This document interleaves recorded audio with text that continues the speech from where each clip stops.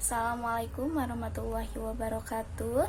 Saya Amira akan menjelaskan sesi 1 tentang akuntansi manajemen, akuntansi keuangan, dan akuntansi biaya. Akuntansi manajemen dan akuntansi keuangan mempunyai tujuan yang berbeda. Jika akuntansi manajemen adalah yang mengukur, menganalisis, dan melaporkan informasi keuangan dan non-keuangan yang membantu manajer membuat keputusan guna mencapai tujuan organisasi, maka akuntansi keuangan adalah yang berfokus pada pelaporan kepada pihak eksternal seperti investor, lembaga pemerintah, keuangan, mengukur dan mencatat transaksi-transaksi bisnis serta menyajikan laporan keuangan yang disusun berdasarkan prinsip-prinsip akuntansi yang diterima umum.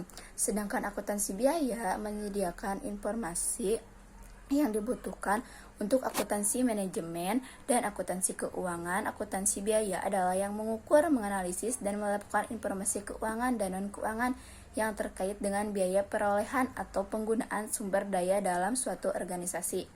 Manajer menggunakan informasi manajemen biaya untuk menggambarkan pendekatan serta aktivitas manajer dalam membuat keputusan-keputusan perencanaan dan pengendalian jangka pendek serta jangka panjang.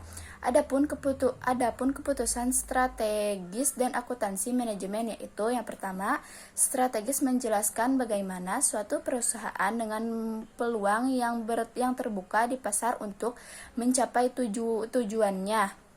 Manajemen biaya strategi juga menggambarkan manajemen biaya secara khusus berfokus pada isu-isu strategis yang paling sempurna dan kapabilitas yang paling baik pun akan sia-sia jika tidak dijalankan secara efektif. Adapun peran akuntansi manajemen dalam mengimplementasikan strategi mengimplementasikan strategi dengan menerjemahkannya menjadi tindakan dalam menyusun rencana tindakan. Manajer mengumpulkan input dari pelanggan dan mengevaluasi serta menilai bagaimana pesaing akan beraksi. Rantai-rantai adalah rangkaian fungsi bisnis di mana manfaat ditambahkan atas produk dan jasa perusahaan. Berikut ini adalah 6 fungsi bisnis sebuah perusahaan.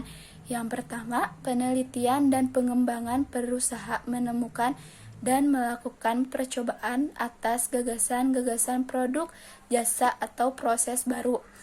Desain produk, jasa, atau proses baru, rencana dan rekayasa yang terinci dari produk, jasa, atau proses.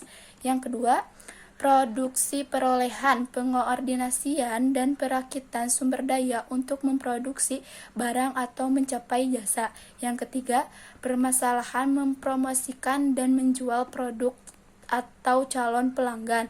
Yang keempat, distribusi, mengirim produk atau jasa kepada pelanggan. Layanan pelanggan menyediakan dukungan purna jual bagi pelanggan.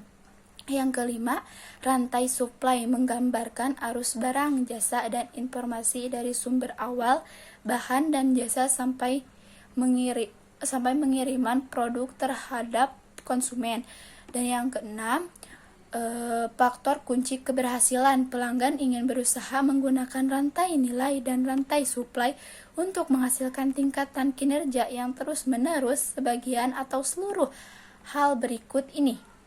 Yang pertama, biaya dan efisiensi perusahaan.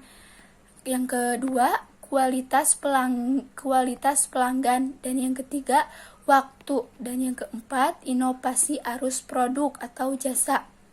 Dan yang kelima, pengendalian. Perencanaan dan pengendalian merupakan aktivitas yang berbeda, namun terkait sangat erat untuk memaksimalkan manfaat. Peran perencanaan, manajer harus menggunakan rencana tersebut untuk melakukan pengendalian. Sulit sekali perusahaan mengendalikan biaya tanpa rencana. Perencanaan dan mengendalikan terkait dengan umpan balik atau yang disebut dengan feedback mengharuskan manajer menelaah kinerja masa lalu dan secara sistematis mengeksplorasi cara-cara alternatif untuk membuat berdasarkan informasi yang ada dan rencana di masa depan. Panduan penting akuntansi manajemen. Terdapat 3 panduan penting yang akan membantu akuntansi manajemen menyediakan nilai terbesar bagi perusahaan dalam aktivitas perencanaan dan pengendalian. Menggunakan pendekatan biaya manfaat, memberi pengakuan penuh pada pertimbangan perilaku serta pertimbangan teknis, dan menggunakan biaya yang berbeda untuk tujuan yang berbeda. Akuntansi manajemen secara terus-menerus menghadapi keputusan terkait alokasi sumber daya, seperti apakah akan membeli satu paket perangkat lunak baru atau memperkerjakan karyawan baru. Sistem akuntansi manajemen mempunyai 2 misi simulasi, yaitu teknis dan perilaku. Pertimbangan teknis membantu para manajer mengambil keputusan ekonomi yang bijaksana dengan menyediakan informasi yang diinginkan, misalnya biaya dalam berbagai kategori rantai nilai dalam format yang sesuai, misalnya hasil aktual versus jumlah yang dianggarkan, dan pada frekuensi yang pas, misalnya mingguan atau bulanan. Pertimbangan perilaku akan memotivasi para manajer dan karyawan lain dalam mencapai tujuan organisasi. Manajemen lini seperti manajer produksi, pemasaran, dan distribusi secara langsung bertanggung jawab untuk mencapai tujuan organisasi.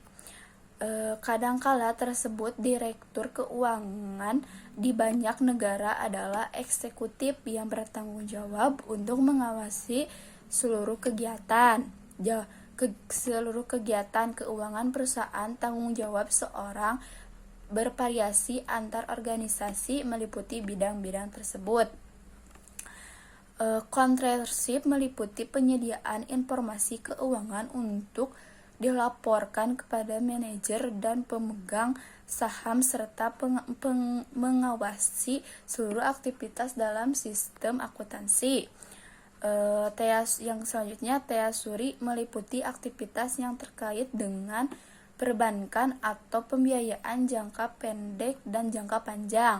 Selanjutnya, risk management meliputi pengelolaan risiko keuangan dari suku bunga dan perusahaan kurs serta manajemen derivatif perpajakan. Yang selanjutnya, perpajakan meliputi pajak, penghasilan, pajak penjualan, dan perencanaan pajak internasional, dan berinteraksi dengan pemegang saham. Audit internal meliputi penelaah dan analisis catatan keuangan perusahaan dan ketaatan pada kebijakan serta prosedur. Controller kepada akuntansi adalah eksekutif keuangan yang bertanggung jawab atas akuntansi manajemen dan akuntansi keuangan. Dan ada juga beberapa tantangan etika. Pada setiap kasus, akuntansi manajemen menghadapi dilema isu etika yang serius. Praktisi akuntansi manajemen dan manajemen keuangan harus mengikuti kebijakan yang ditetapkan organisasi dalam rangka jika kebijakan ini tidak menyelesaikan konflik etika yang dihadapi. Praktisi dimaksud harus mempertimbangkan untuk mengambil tindakan-tindakan berikut: membahas masalah dengan atasan langsung kecuali jika atasan tersebut juga terlibat, di mana dalam kasus ini masalah harus dibawa kepada tingkat manajer yang lebih tinggi. Kedua, klarifikasi isu etika yang relevan dalam diskusi tertutup dengan penasihat yang objektif.